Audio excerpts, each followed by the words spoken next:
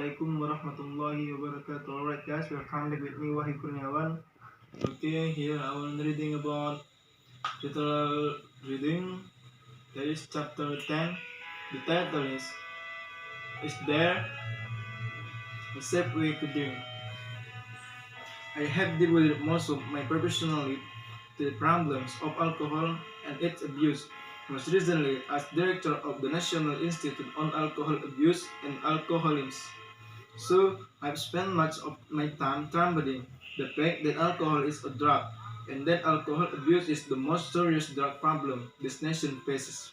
Nonetheless, I believe primarily that alcohol can do more good than harm, for there is a safe way to drink. Pharmacologically, alcohol is an anesthetic, not a stimulant. In moderate amounts, it appears to stimulate because it inhibits those brain centers which risk restlessness outbursts as well as those which make us aware of exhaustion. Then we feel physically alert and emotionally free. But with increasing dose, alcohol puts to sleep the brain centers with affect judgment, knowledge and social controls. Sufficient dosage can put us to sleep for keeps by anesthetizing those centers which control breathing and heartbeat. Responsible people, therefore, must choose rather carefully the time, place, and circumstance of drinking. Obviously, if you are to engage in complex mental or physical activities, writing, driving, business, it is currently appropriate to be under the influence of an anesthetized drug. On the other hand, if you are going to be sharing a meal or some other human interchange in a relaxing way, alcohol can be a rewarding adjust to the experience a true servant of man. An essential point is that there is now a safe level of drinking. In preparing the second report to the Congress on Alcohol and Health, we found that researchers all over the world were independently using the same level of definite safe or moderate drinking. 1/2 ounce of pure alcohol per day, the equivalent of 3 1-ounce drinks of 1,100 proof whiskey, which is 50% alcohol, for 8-ounce glasses of beer, or half a bottle of wine.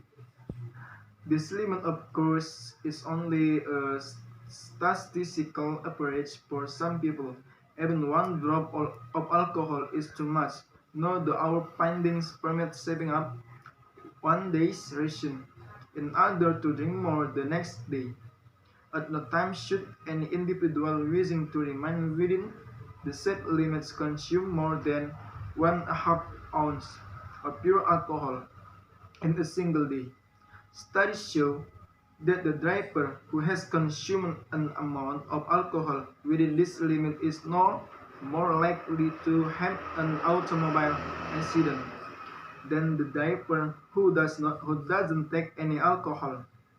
But beyond this limit, when the blood alcohol level, the concentration of alcohol in the blood begins to creep over the 1.5% sober level, the risk of a traffic accident jumps enormously. By the time the blood alcohol level reaches 0.2%, the level most drunk drivers who are arrested, the risk of an accident in 100 times than of the non-drinking driver. The manner of drinking is also crucial. One should always sip slowly. Alcohol is highly unusual foodstuff, in that at least 20% of it is absorbed directly from the stomach in the bloodstream without going through any digestive process. Therefore, gulping alcohol produces a sudden, marked rise in the alcohol level in the blood and hence in the brain. When alcohol is in the bloodstream, nothing within the exception of a kidney dialysis machine can clear it from the blood more quickly than the body's own steady metabolism rate of 3/4 of an ounce of pure alcohol per hour. Another rule of safe drinking is that food in the stomach, preferably protein or fatty products, especially release alcohols in patients of our system. Food coppers the stomach will, making capillaries less accessible. Accessible. It also sponges of the alcohol and carries it gradually through the digestive process, slowing absorption of allowing the metabolism and brain to the adaptation and allowing the adapts. So, as any experienced drinker knows, the same dose take with food in the stomach will provide a more pleasant outcome than alcohol on an empty stomach. A number of other factors also influence our response to a drink. It's best not to take alcohol when physically or emotionally upset, lonely, or in need of solace. It is true that alcohol's anesthetizing effect will dull the pain of loneliness, but alcohol is no substitute for another person. In other words, do not drink alone. It's also best to drink in a relaxed setting. If I had to come up with an unhealthy drinking situation, I would have created the American cocktail party, standing around uncomfortable in a crowd of people, most of whom one doesn't know. One tends to gulp the first drink. People like to think that the alcohol at cocktail parties makes it easier to get acquainted, and they think the fact then strangers presently pour out intimate details of their lives. In my judgment, a stranger sharing intimacy so freely is not relaxing to you, he is relaxing to himself. A medical college once tested this at a cocktail party when a woman was pouring out her out to him.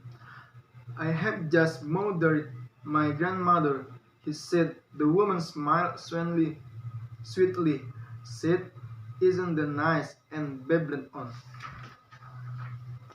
Regardless of where and how you drink, what you accept from alcohol is what you get, as with almost all drunks. Exception is strongly related to outcome. If you are part of a group that wants to act drunk, even with small doses, you'll feel drunk. It's best, then, to drink with people who session then are socially useful and not destructive. Too many Americans preoccupied with drinking while in this region. We spend a good deal of time thinking about drinking or talking about it. Our liquor at persimmons imply that alcohol is proof of sophistication sophistication of word lines. Or else it's funny. Just think about how we laugh when a comedian acts dance. Thinking something is funny is a society's way of giving it social sanction. It is also a sign of discomfort, for jokes are a safe way to ventilate. Deeper world study after study has shown that Americans are comfortable, ambivalent, almost guilt-ridden about their use of alcohol. Why is this country so uptight of drinking? In my opinion, one major reason is that our society places a great deal of stock and control, in order and control, and being overdosed with a drunk mean being out of control. When we see someone who has lost control in the threatens our sense of control. Alcoholism is treating because so many of us use alcohol. When we see an alcoholic, we are afraid that we could become alcoholics also. If our culture were more open and less guilty about alcohol, I think we could do more for people with alcohol problems. We might also do more for our children. Surveys complete in 1925 show that children in this country between the age of 12 and 17 are already manifesting several alcohol abuse. In fact, 5% of these kids get drunk at least once a week. What can parents do? For one thing, they can alter the use of alcohol in the home. I contend that we teach our children about alcohol very early. Toddlers notice that when mommy and daddy drink this particular liquid, they behave differently. The children can't miss the fact that is something special, especially when we tell them they can't have it because it's not good for you. I see no harm in becoming more relaxed about alcohol in the home, even giving your child or taste if you are drinking and he wants it. Why not? Other cultures do in a matter of fact way. Chinese, Lebanese, Spanish, Jewish, and Italian people do not think there is anything special about giving alcohol to the young, to the to the dead, to their young. Nobody makes a fuss about it, and these cultures use alcohol without appreciable problems. Indeed, always to focus on alcohol in the context of alcoholism. I think to miss the point, if you are prosecuted with alcohol, if you or others in your environment are discomfited by this prescription of alcohol interferes with your ability to function in other necessary ways, then you have an alcohol problem. Our country is very concerned these days with safety and health. We have to remind ourselves that anything that affects human being has a potential for harm. Into gain a quantity, even oxygen and water dose essential of life can harm or kill. So life is a risk, and I suspect the only way to be safe from disease and dying is to be dead. To be dead. But there are set limits that people can use in making their decision about restocking, such as choosing to drink or not to drink, or how much to drink. We ought to share with young and old alike the best available knowledge on such subjects, And then let each individual make up his or her own mind. Okay, the last I say, if I made a mistake, I apologize to all of you. The last I say, wassalamualaikum warahmatullahi wabarakatuh.